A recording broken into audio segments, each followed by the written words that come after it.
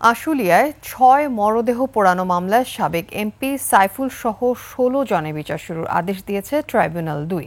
পলাতক ৮ জনকে গ্রেফতারে জারি করা হয়েছে পরোয়ানা। একই সঙ্গে দোষ স্বীকার করে রাজসাক্ষী হতে আবেদন করেছেন পুলিশ সদস্য শেখ আফজালুল হক। এদিকে জামায়াত নেতা দেলোয়ার হোসেন সাঈদীর মামলায় সাক্ষী সুখরঞ্জন বালিকে গুম নির্যাতনের ঘটনায় শেখ হাসিনা সহ ৩২ জনের বিরুদ্ধে ট্রাইব্যুনালে অভিযোগ দায়ের করেছেন সুখরঞ্জন বালি। শাকির আরজুর রিপোর্ট জানাচ্ছেন আদিত্য মামুন।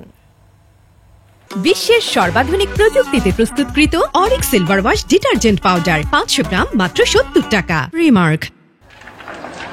৫ আগস্ট শেখ হাসিনা পালিয়ে যাওয়ার দিন আশুলিয়ায় ৬ মরদেহ পুড়িয়ে দেওয়া হয়। পোড়ানোর সময় কয়েক পুলিশ সদস্য কাঠ দিয়ে মরদেহ পোড়াতে সহযোগিতা করার দৃশ্য ভাইরাল হলে সবার নজরে আসে বিষয়টি। এ অভিযোগে মামলা হয় আন্তর্জাতিক অপরাধ ট্রাইব্যুনালে।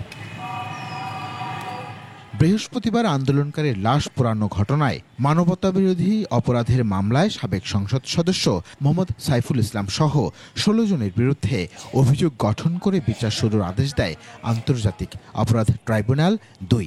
খারিজ করে দেয়া হয় সব আসামির অব্যাহতির আবেদন। এই মামলায় মোট আসামি ১৬ জন হলেও সাবেক এমপি সাইফুল ইসলাম সহ ৮ জনই পলাতক। তাদের বিরুদ্ধে গ্রেফতারি পরোয়ানা জারি করে ট্রাইব্যুনাল। পরে ১৪ সেপ্টেম্বর এই মামলার সূচনা বক্তব্য দেওয়ার তারিখ নির্ধারণ হয়। এ সময় দোষ স্বীকার করে রাজসাক্ষী হতে আবেদন করেছেন সাব ইন্সপেক্টর আফজালুল হক।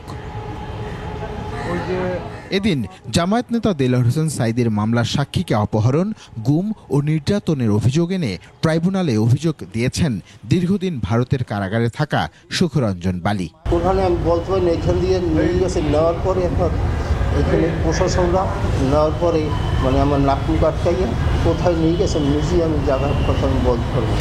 এদিকে চানখারপুলে আনাস সহ ৬ জনকে হত্যায় বৃহস্পতিবার সাক্ষ্য গ্রহণ অনুষ্ঠিত হয় আন্তর্জাতিক অপরাধ ট্রাইব্যুনাল-১-এ। আদিত্য মামুন, ২১ টেলিভিশন, ঢাকা।